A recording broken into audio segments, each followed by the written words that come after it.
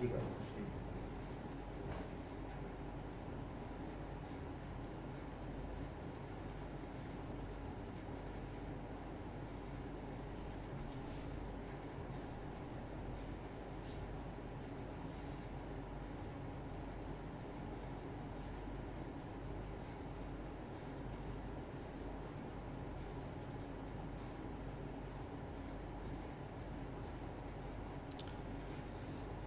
السلام علیکم. میرا نام مسعود عالم فلاحی ہے. میں نے جامعۃ الفلاح اعظم گڑھ سے عالمیت اور فضیلت کی ہے. اس کے بعد میں نے علی گڑھ مسلم یونیورسٹی علی گڑھ سے بی اے اور بی ایڈ کیا. پھر جواہر لال نہرو یونیورسٹی نیو دہلی سے ایم اے کیا اور آخر میں دہلی یونیورسٹی سے ایم فل اور پی ایچ ڈی کیا ہے میں نے. آج میں اپنی کتاب اور ابھی میں خواجہ معین الدین چشتی لینگویج یونیورسٹی میں پروفیسر اور ہیڈ ڈپارٹمنٹ آف عربک ہوں. آج میں اپنی کتاب ہندوستان میں ذات پات اور مسلمان کے نئے ایڈیشن کے سلسلے میں کچھ باتیں کرنی ہیں. سب سے پہلے میں یہ بتانا چاہتا ہوں کہ ذات پات پر لکھنے کے سلسلے میں میرے دماغ میں یہ کیوں کیسے آیا. 1996 کی بات ہے کہ جماعت اسلامی ہند نے ہند کے جو اتر پردیش برانچ ہے انہوں نے ایک ویک اس بات کے لیے خاص کیا کہ قرآن کا تعارف کرایا جائے. اس کا نام رکھا تھا ہفتہ تعارف قرآن. اور خاص طور سے یہ تعارف غیر مسلمین اور ان میں بھی جو S C S T O B C طبقات ہیں ان کے درمیان جا کر کے قرآن کی دعوت، اسلام کی مساوات، اسلام میں برابری کے سلسلے میں باتیں کرنی تھی. اسی کڑی میں جامعۃ الفلاح جس گاؤں میں واقع ہے یا جس قصبے میں واقع ہے اس کا نام تھا بلیرا گنج. وہاں پہ جماعت اسلامی کے ایک رکن حکیم عبدالرؤف صاحب تشریف لائے تھے اور انہوں نے جو بازار کے پاس جو دلت محلہ تھا وہاں پہ اپنی تقریر کی اور قرآن کا تعارف کراتے ہوئے قرآن کے اندر جو بھائی چارے اور انسانی مساوات کی بات کہی گئی ہے اس کو بیان کیا اور کہا کہ اگر آپ لوگ اسلام کو اپناتے ہیں تو چھوت چھات کی جو بیماری ہے وہ دور ہو جائے گی. ان کی بات سن کر کے ایک دلت نوجوان کھڑا ہوا اور کہا کہ میں یہ بات مانتا ہوں کہ اسلام میں ذات پات نہیں ہے لیکن مسلم سماج میں ذات پات ہے. اگر ہم اسلام قبول کرتے ہیں تو ہماری روٹی اور بیٹی کا مسئلہ کیسے حل ہوگا. یہ ایسا چپتا ہوا سوال تھا کہ اس کا جواب نہیں تھا کسی کے پاس. یہ سننے کے بعد میں نے ذات پات پہ مطالعہ شروع کیا اور میں نے دیکھنے کی کوشش کیا کہ اسلام میں یا مسلم سماج میں ذات پات ہے یا نہیں. تو جیسے جیسے میں مطالعہ کرتا گیا ہم پر یہ پرت در پرت یہ بات کھلتی چلی گئی کہ اسلام میں تو کسی طرح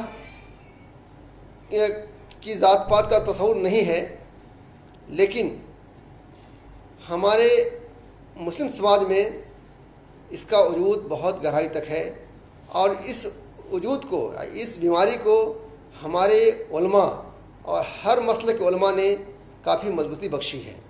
اس کو جھوٹی، موضوع، ضعیف احادیث جو ان کے کاسٹ انٹرسٹ میں تھا اس کو پیش کر کے اسلام کی صحیح تعلیمات جو قرآن اور صحیح احادیث پہ مبنی تھا، یعنی اسلامی مساوات کو ختم کرنے کی کوشش کیا، اور جو منوواد اور برہمن واد تھا اس کو اسلام کے نام پر، کفو کے نام پر، سید واد کے نام پر، اہل بیت کے نام پر پیش کرنے کی کوشش کیا۔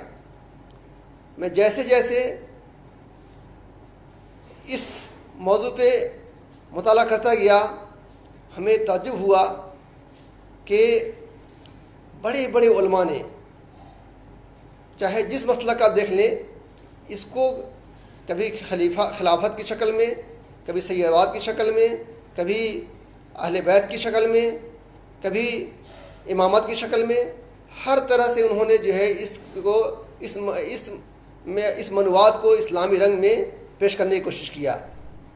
اور میں بہت ممنون اور شکر گزار ہوں جماعت اسلامی کے رکن اور مجلس شورا کے رکن ڈاکٹر فضل الرحمان فریدی صاحب کا، اور جماعت اسلامی کے امیر ڈاکٹر عبدالحق انصاری صاحب کا، کہ انہوں نے جماعت اسلامی کے ماؤتھ پیس زندگی نو میں اس پوری کتاب کو قسطوار چھپنے کی اجازت دی اور شائع کیا، جس پہ بہت اچھا رسپانس رہا۔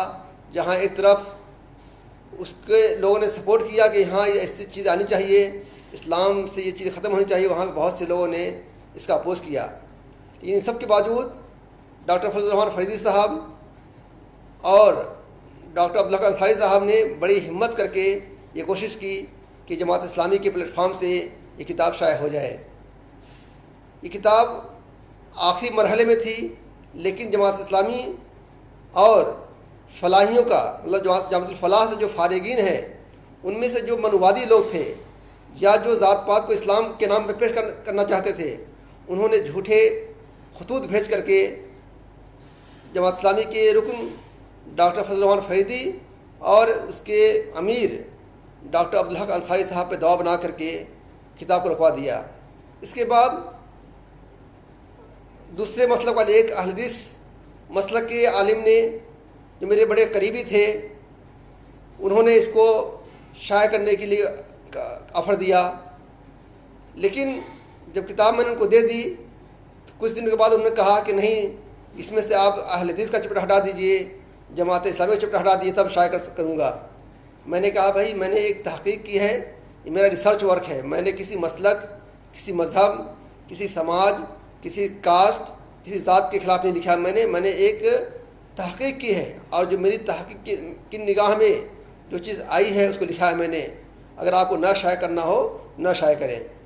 پھر ایک شخص جو جامعۃ الفلاح سے فارغ، جامعۃ الفلاح کے تعلیم تھے اور جماعت اسلامی میں جاب کرتے تھے، سید قاضی نفیس صاحب نے کہا کہ اس کو میں شائع کروں گا، اور انہوں نے اس کتاب کو شائع کیا۔ ماشاء اللہ بہت کم دنوں میں ہی پورا ایڈیشن ختم ہو گیا۔ پھر اس کے بعد اس کے کئی ایڈیشنس آتے رہے۔ اب میں نے اس میں بہت سی نئی چیزیں شامل کیا ہے، اور اس کے جو اپڈیٹس جو بھی پرانی چیزیں تھیں یا کسی کا جو حوالے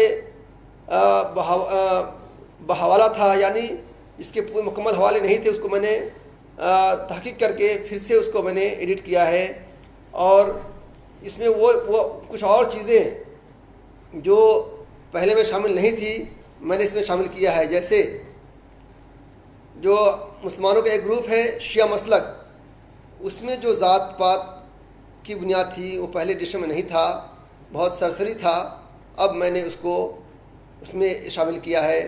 پھر ذات پات کی تاریخ پہ میں نے بات کی ہے، پھر مسلمانوں میں ذات پات کس کس مرحلے میں آئی اور ہسٹوریکل ذات پات کی کیسے وجود میں آیا، اس پہ میں نے بات کی ہے۔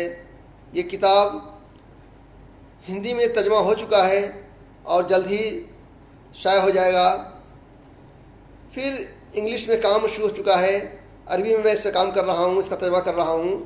امید ہے کہ جلد ہی بنگالی اور ملیالم زبان میں بھی کتاب شائع ہوگی۔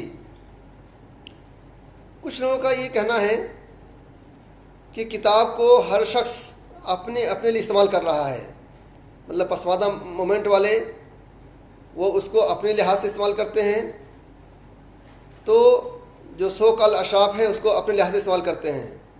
پہلی بات میں بتانا چاہتا ہوں کہ اس کتاب کے لکھنے کا مقصد جو تھا کہ اصلاح مقصد تھا ہمارا، اور ہماری تحقیق کی نگاہ میں جو چیز صحیح نکلی ہم نے قرآن، حدیث اور انسانی تعلیمات کی روشنی میں بیان کیا ہے۔ میں کسی گروپ کا ممبر نہیں ہوں، میں کسی کاسٹ کا ممبر نہیں ہوں، میں ایک انسانیت کی بات کرنا چاہتا ہوں۔ اور ہر انسان آزاد ہے اس کو کس طرح انٹرپریٹ کر سکتا ہے۔ میرا مقصد یہ ہے کہ اصلاح ہو۔ میں کسی کاسٹ کے خلاف نہیں، میں کسی مسئلہ کے خلاف نہیں، میں کسی مذہب کے خلاف نہیں ہوں۔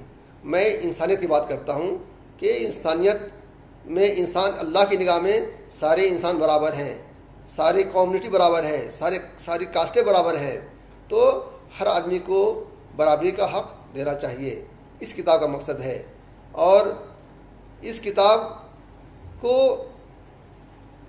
ان لوگوں نے سپورٹ کیا جس کو کہا جاتا ہے کہ یہ لوگ کاسٹ کو بڑھاوا دینے والے ہیں۔ ایسا نہیں ہے، ہر کاسٹ کے اندر اچھے برے لوگ ہوتے ہیں، تو ہمیں برے لوگوں کو اچھے کرنے کی ضرورت ہے، اور جو اچھے ہیں ان سے مدد لینے کی ضرورت ہے۔ اگر کوئی سوال ہو تو آپ کر سکتے ہیں۔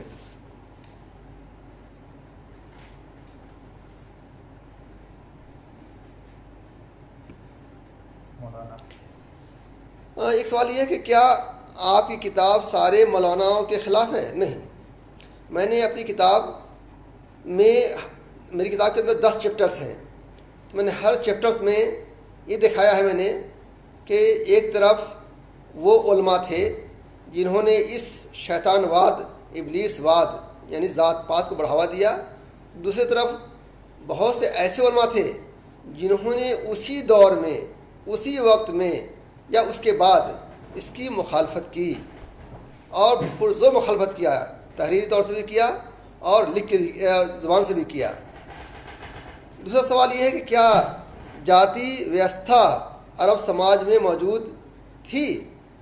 دیکھیے، جو ہندوستان کے اندر یا جو بھارت کے اندر جاتی ویوستھا ہے ایک الگ کنسیپٹ میں ہے۔ عربوں کے یہاں ایک ٹرائبل سسٹم تھا۔ ہم جب تحقیق کرتے ہیں تو ان کے یہاں تو ایک دوسرے کو نیچا اونچا سمجھتے تھے، لیکن بائی برتھ کی بنیاد پہ، مطلب جنم کے آدھار پہ کسی کو اونچا نیچا ماننے کا تصور نہیں تھا۔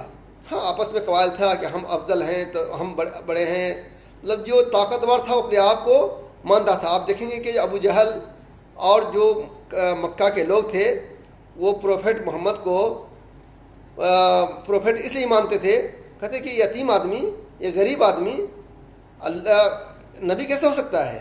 اگر اللہ کو کوئی نبی بنانا ہوتا تو مکہ اور طائف کے بڑے بڑے رئیس میں کسی رئیس کو بنا دیا جاتا۔ یہ خود قرآن نے کہا، قرآن میں اس کا ذکر ہے۔ تو اللہ نے کہا کہ کیا تم اللہ کی نعمت کو تم بانٹنا چاہتے ہو؟ اور اللہ کی نعمت اللہ جسے چاہتا دیتا ہے۔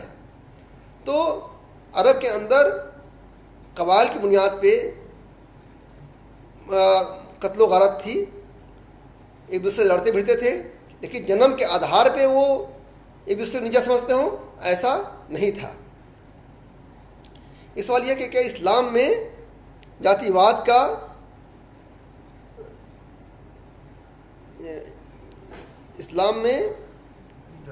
جواب ہے؟ اسلام پہ جاتی واد کیا اسلام ایک سوال یہ ہے کہ اسلام کیا جاتی واد کا جواب ہے؟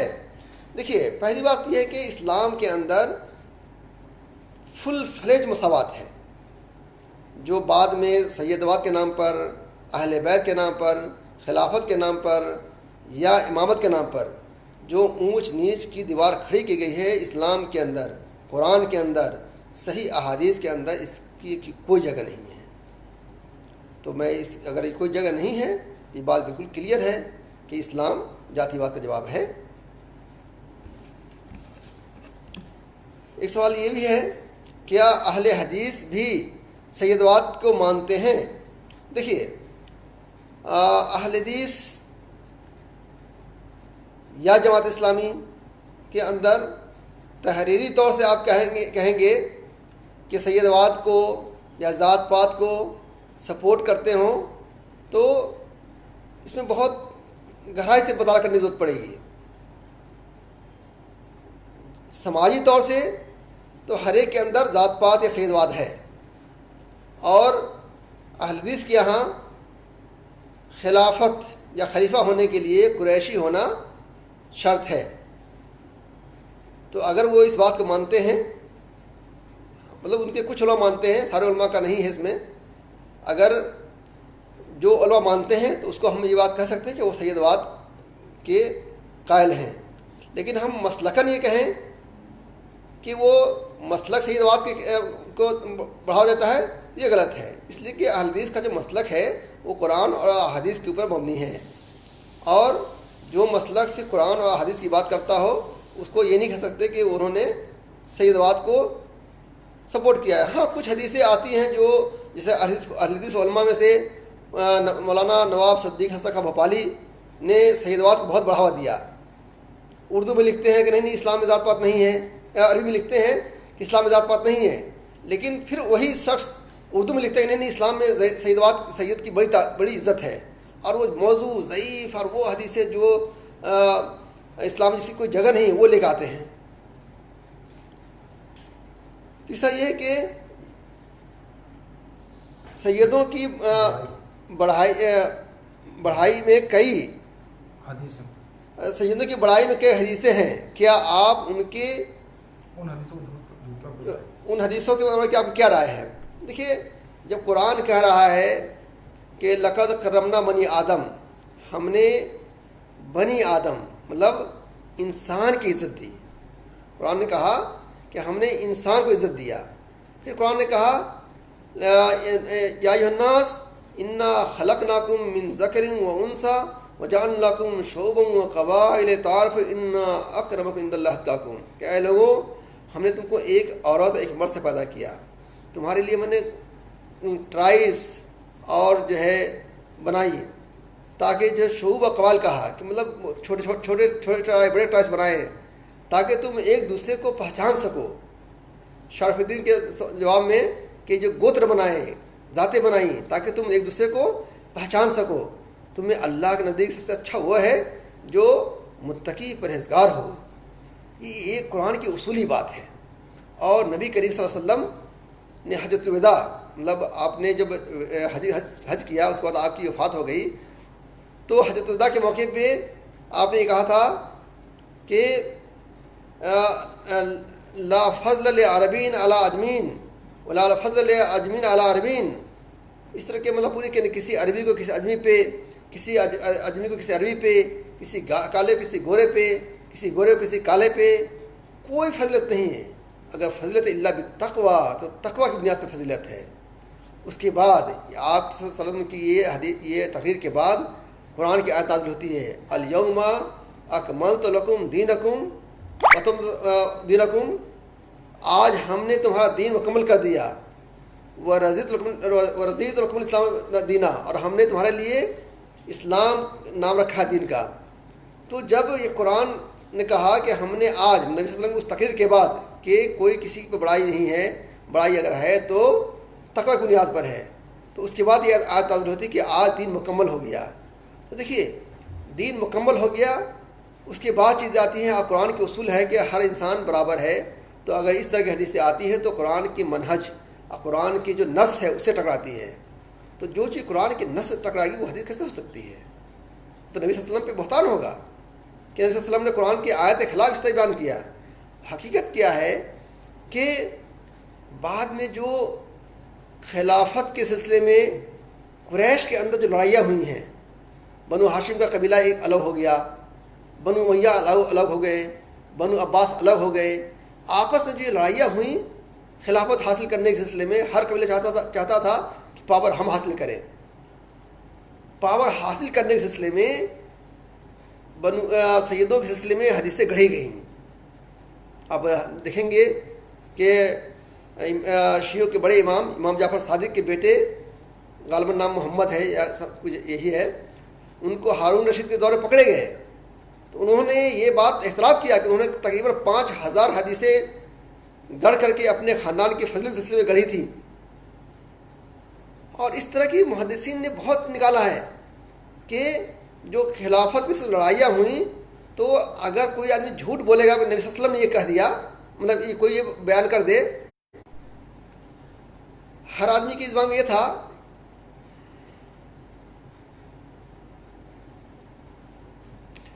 ہر آدمی کے سلسلے میں یہ تھا، ہر قبیلہ ہر وہ گروپ جو لڑ رہا تھا وہ یہ چاہتا تھا کہ ہماری بات ہم لوگوں کو اٹیچ اس بات سے کر سکتے ہیں کہ ہمارے سامنے کوئی حدیث آ جائے.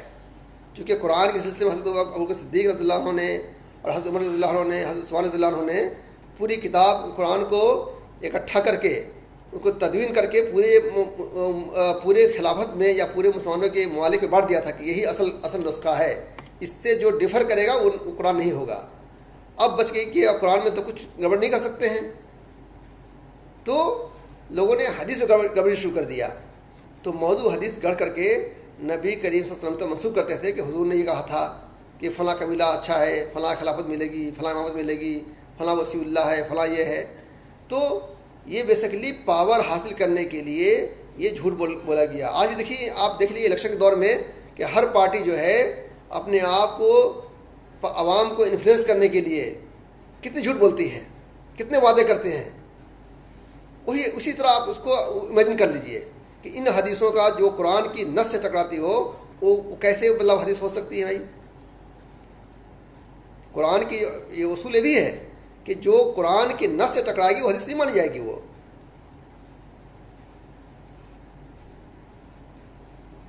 ایک سوال یہ کہ امامت اور خلافت میں کیا فرق ہے. دیکھیے، امامت اور خلافت دو کنسپٹ ہے. سنیوں کے ہاں یہ ہے کہ امامت نہیں ہے، ان کے ہاں خلافت ہے. خلافت یہ ہے کہ جو سنیوں کا جو گروپ ہے، سنی بھی دو گروپ بیٹھے ہوئے ہیں. ایک گروپ یہ ہے کہ خلافت قریش میں ہوگا، جس کی اس کی کوئی دلیل نہیں ہے اسلام میں. اور دوسرا گروپ یہ ہے کہ نہیں، اسلام میں ہر وہ شخص جو حکومت چلانے کے لیے قابل ہو، نیک ہو، اچھا ہو، عوام کی پرواہ کرتا ہو، وہ خلیفہ بن سکتا ہے.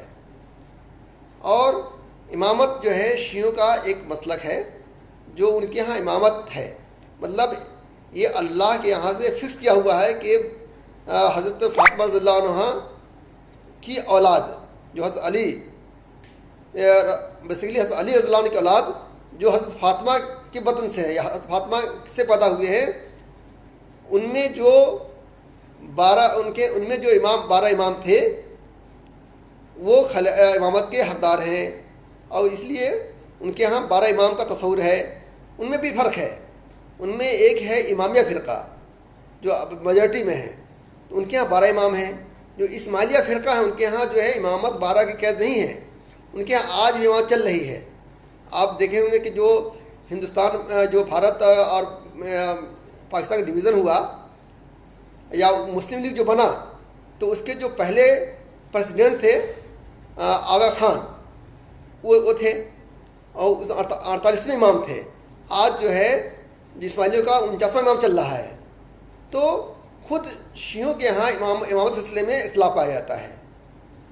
یہ ہے اس سوال کہ کیا آپ ان سنگھٹنوں کے سیمینار میں کیوں جاتے ہیں جو اشرافواد کو بڑھاوا دیتے ہیں. دیکھیے، ایسا میں کوئی ایسے سیمینار کا نہیں ہے. اب ہمیں بتائیے کس سیمینار میں گیا ہوں جو اشرافواد کو بڑھاوا دیتا ہے. لیکن میں ایک اکیڈمیشین ہوں، میں کہیں بھی جاتا ہوں تو میں اپنی تحقیق سے بات کرتا ہوں، اور میں ہر منچ پہ جانا چاہوں گا کہ بھائی جو صحیح بات ہے، چاہے وہ کوئی بھی منچ سجائے، ہم وہاں جا کر کے صحیح بات کو پیش کریں. یہی ایک اکیڈمیشین کی خاصیت ہوتی ہے. ان کے یہاں نہ کوئی جو ہے لیفٹ کا ہے، نہ کوئی رائٹ کا ہے. ان کے یہاں جو ہے کہ ایک علمی نظریہ ہے. علمی نظریہ جس پلیٹ فارم سے ہم پیش کر سکتے ہوں. دیکھیے، اصلاح کی ضرورت ہے. اگر کوئی ایسا سنگھٹن جو سیدوات کو بڑھاوا دیتا ہے اگر وہاں جا کر کے ہم صحیح بات بتا سکتے ہیں یا اس سے کسی کی اصلاح ہو جائے تو اس سے بڑی بات کیا ہو سکتی ہے. دوسرا کیا پسماندہ سماج میں بھی جاتی پسماندہ سماج میں بھی ہر جاتی دوسری جاتی کو اپنے چھوٹا مانتی ہے. پسماندہ جاتی واد دیکھیے مطلب جو یہ ایک یہ ہے کہ پسماندہ میں بھی جاتی واد ہے. دیکھیے پسماندہ میں ہی نہیں ہے، جو اشراف ہے اس میں بھی جاتی واد ہے. مان لیجیے کہ جو اشراف جو بھارت مانے جاتے ہیں یا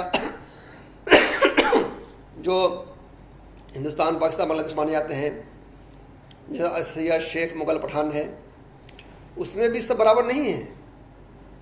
اس میں جو ہے سید کا درجہ سب سے اوپر ہے، اس کے بعد شیخ کا درجہ آتا ہے، اس کے بعد پٹھان کا درجہ آتا ہے، مغل کا درجہ آتا ہے، پھر پٹھان کا آتا ہے. اور وہ بھی دیکھیے کہ خود سیدوں میں بھی سب کا درجہ ایک نہیں ہے. جو حسنی حسینی ہیں ان کا درجہ الگ ہے، اور جو دوسرے ہیں اس کا درجہ اس سے نیچے ہے. اور جو شیخ ہیں اس میں جو صدیقی ہیں حضرت وہ صدیق سے منسوب ہے ان کا درجہ الگ ہے. اس کے بعد جو ہے فاروقی ہیں ان کا الگ ہے، جو عثمانی ہیں ان کا الگ ہے، اس کے علاوہ ہے جو اس کا الگ ہے.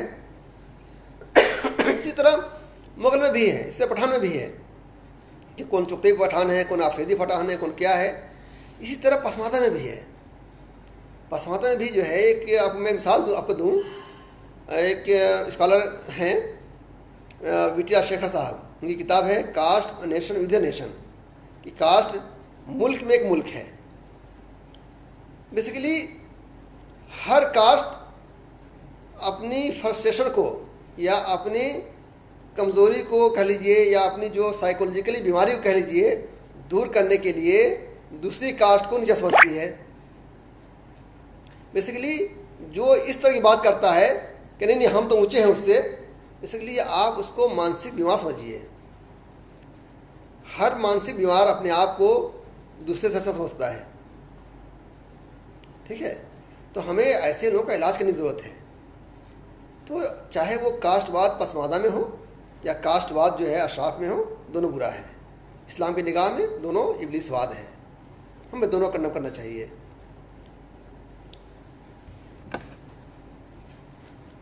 ایک سوال یہ ہے کہ پسماندہ سماج خود کو عرب سماج سے کیوں جوڑتا ہے جبکہ اس کی جڑیں بھارت سے ملتی ہیں. دیکھیے بیسیکلی ہوا کیا، میں نے بتایا آپ کو کہ برٹش راج میں جب مولانا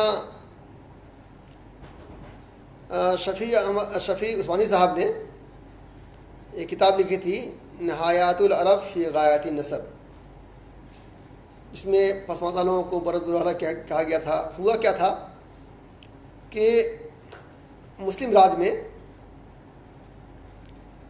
جو بھارت سے انڈین کنورٹر مسلمان تھے ان کو کوئی ویلیو نہیں دی گئی تھی. ان کو وہی مطلب بیچارے ہندو سماج سے یا جو S C S T O سماج سے جو کنورٹ ہوئے تھے کہ اسلام کو قبول کر لیں گے تو یہ شاشک ورگ مسلمانوں کا شاشک ورگ ہے، ہم یہاں سیف رہیں گے برہمن واد سے.